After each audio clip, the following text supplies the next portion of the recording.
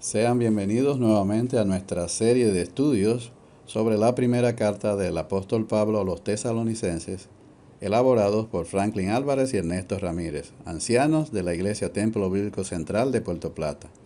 Esta es, por la gracia de Dios, nuestra entrega número 22 de la serie, donde veremos del capítulo 3, el versículo 3, que contiene el objeto de la exhortación que trajo Timoteo de parte de Pablo y que tratamos en los versos 1 y 2 del estudio pasado. En el ambiente hostil de Tesalónica, había muchos motivos de desaliento para estos recién convertidos. Aquellos creyentes se veían rodeados y acosados por los gentiles paganos y por los judíos que de manera violenta se oponían al Evangelio. El objetivo de Pablo, a través de las exhortaciones enviadas con Timoteo, era que, aun a pesar de estos sufrimientos, los conversos se mantuvieran firmes y que los sufrimientos incluso sirvieran para profundizar su fe. Así entramos en el verso 3 con esta declaración de propósito por parte del apóstol. Versículo 3 del capítulo 3 nos dice: a fin de que nadie se inquiete por estas tribulaciones, porque vosotros mismos sabéis que para esto estamos puestos. A fin de que nadie, o también como traduce la Biblia textual, para que nadie, expresión que busca informar sobre el objetivo del viaje de Timoteo, quien, como vimos en el estudio anterior, había ido en lugar del apóstol con la misión de establecer y alentar a los tesalonicenses e informar a Pablo sobre su estado.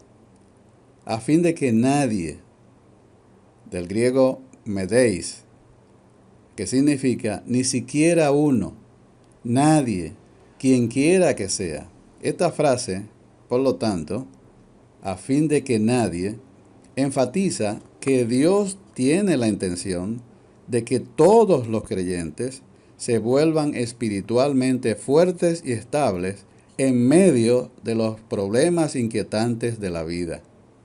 Pablo tiene el corazón de Dios y quiere que las aflicciones no retrasen la fe de ni siquiera un solo creyente, de absolutamente nadie.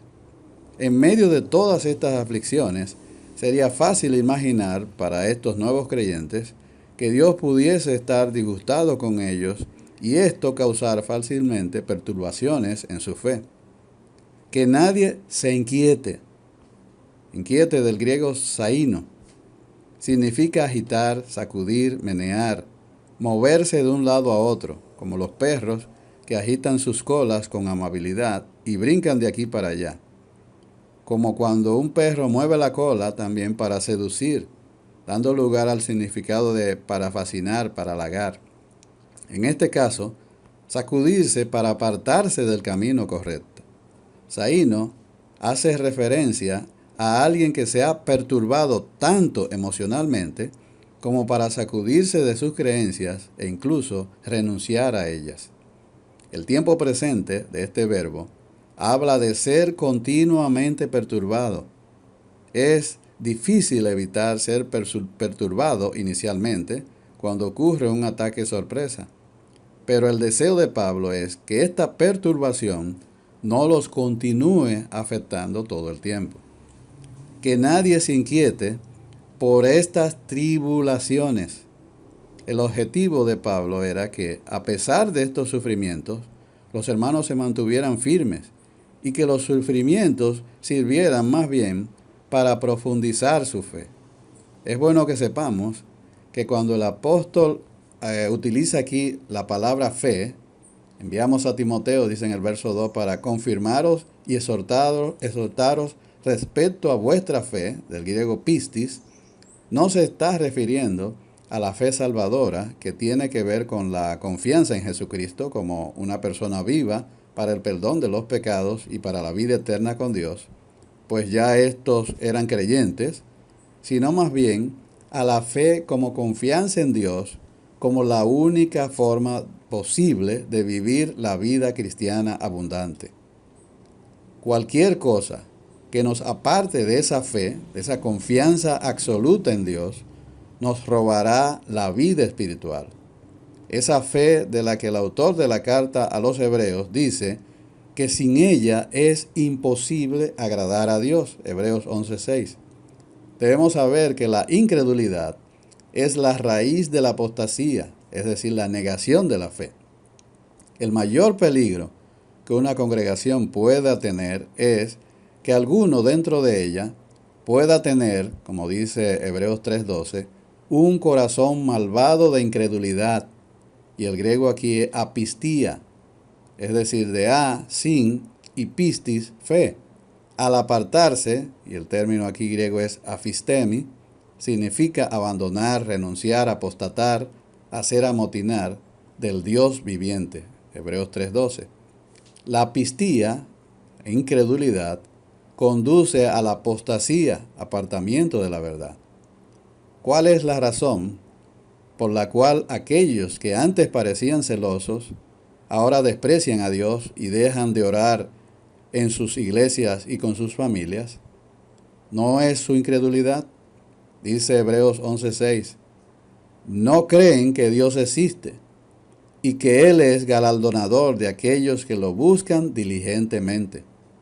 Y si la incredulidad es el criador y el formador de tanto pecado, entonces el corazón incrédulo debe ser necesariamente un corazón impuro, no regenerado. Continúa el apóstol en el verso 3. Porque vosotros mismos sabéis. Porque, del griego gar, es un término de explicación para introducir la razón por la cual ellos no debían inquietarse ni agitarse. Vosotros mismos sabéis. Pablo les recuerda, sabéis, que tanto él como Silvano y Timoteo les habían enseñado a esperar sufrimiento. La sana doctrina que ellos conocían sería su fundamento y el ancla de su fe cuando los vientos de la aflicción comenzaran a soplar. También debían recordar que cualquier aflicción en sus agendas había sido colocada allí o permitida por su soberano Señor.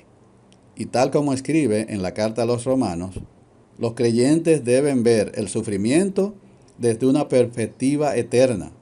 El apóstol Pablo afirma en Romanos 8, 16 y 17, el Espíritu mismo da testimonio a nuestro espíritu de que somos hijos de Dios, y si hijos, también herederos de Dios y coherederos con Cristo, si es que padecemos juntamente con Él, para que juntamente con Él seamos glorificados. Compartiremos con Cristo más adelante, cuando juntamente con Él seamos glorificados, pero también compartimos con Cristo ahora, cuando padecemos juntamente con Él. Participaremos de sus riquezas y su gloria, pero también participaremos de sus sufrimientos, si es que padecemos juntamente con Él.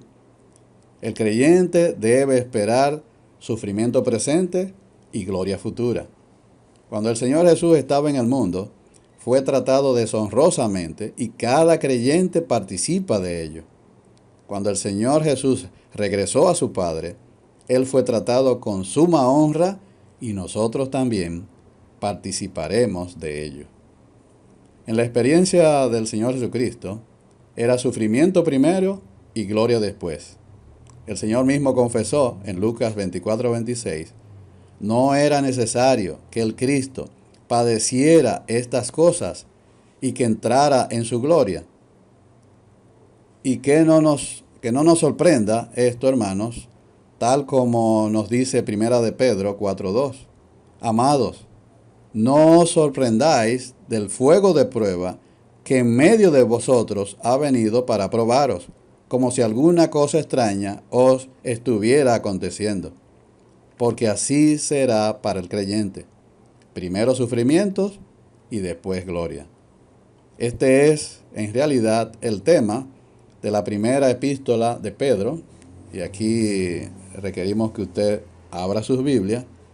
Por ejemplo, en Primera de Pedro, capítulo 1, versos 5 y 6, se hace un contraste entre la gloria futura de la salvación con las dificultades de las pruebas presentes. Y dice Primera de Pedro, capítulo 1, versos 5 y 6, que sois guardados, es decir, los creyentes, por el poder de Dios mediante la fe, para alcanzar la salvación que está preparada para ser manifestada en el tiempo postrero, en lo cual vosotros os alegráis, aunque ahora, por un poco de tiempo, si es necesario, tengáis que ser afligidos en diversas pruebas. En Primera de Pedro también, capítulo 1, versículo 11, que habla de los sufrimientos de Cristo y de las glorias que vendrán después, nos dice, escudriñando, es decir, los profetas, qué persona y qué tiempo indicaba el Espíritu de Cristo que estaba en ellos, el cual anunciaba de antemano los sufrimientos de Cristo y las glorias que vendrían tras ellos. Esto también se ve en Primera de Pedro, capítulo 3, versículo 18, donde dice, porque también Cristo padeció una sola vez por los pecados, el justo por los injustos, para llevarnos a Dios, siendo a la verdad muerto en la carne, pero vivificado en espíritu.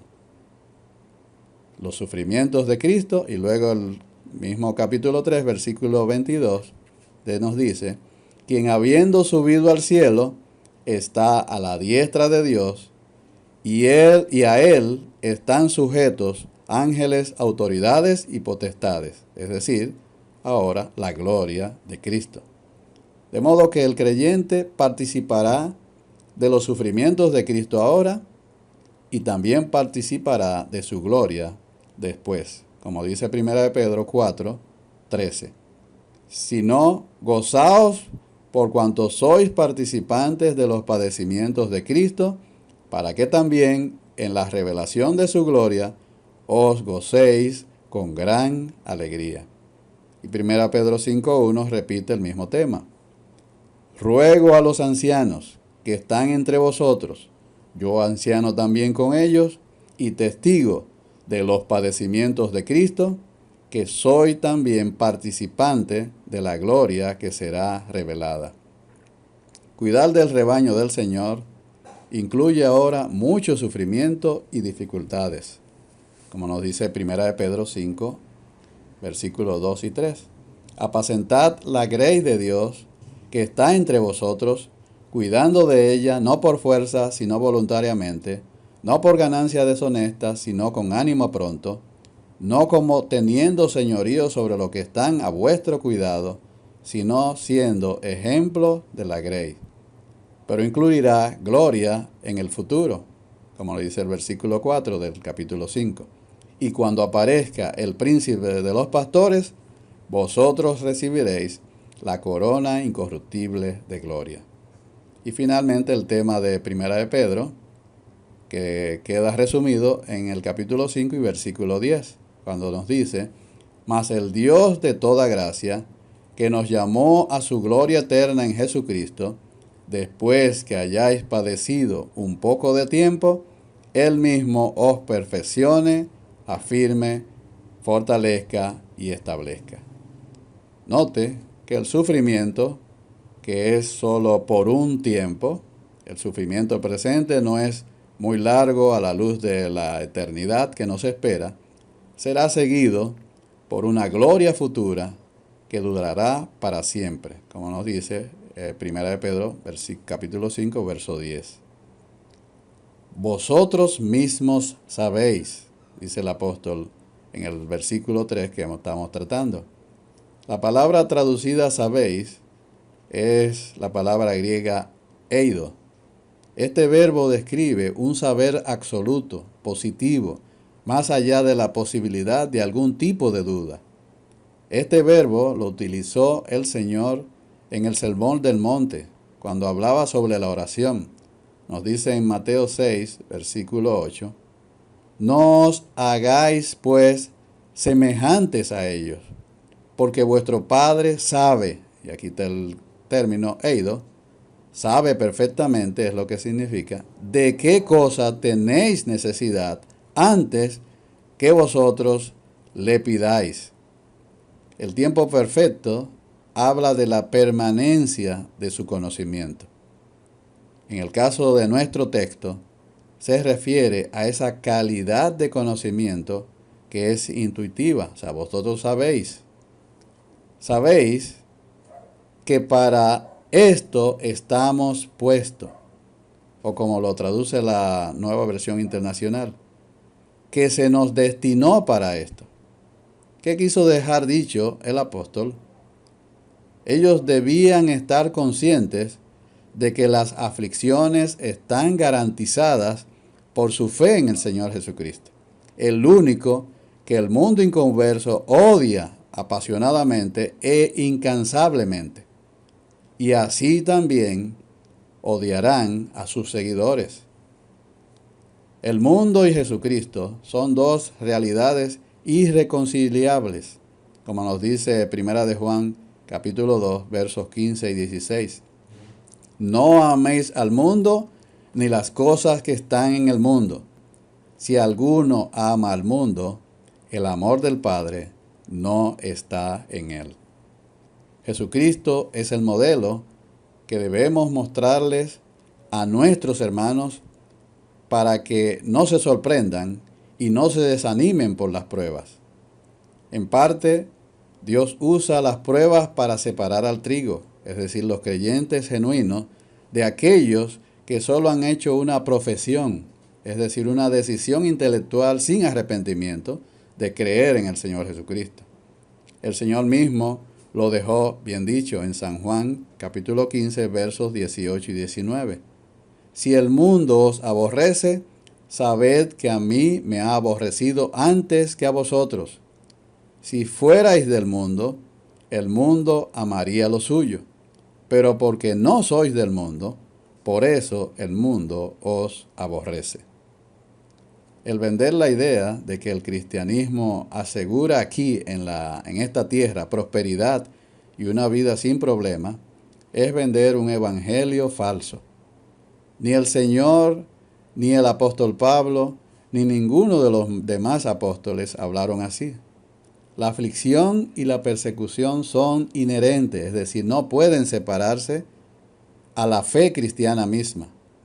Alguien decía que ninguna otra religión, a menos que no fuese la religión de Dios, habría ofrecido una perspectiva tan difícil a aquellos que deberían abrazarla y aún así tener éxito en ganar conversos. A veces pensamos que si hablamos con franqueza en torno a los requisitos para ser un seguidor del Señor, no vamos a ganar a nadie para nuestra causa. Y buscamos la manera de endulzar el mensaje.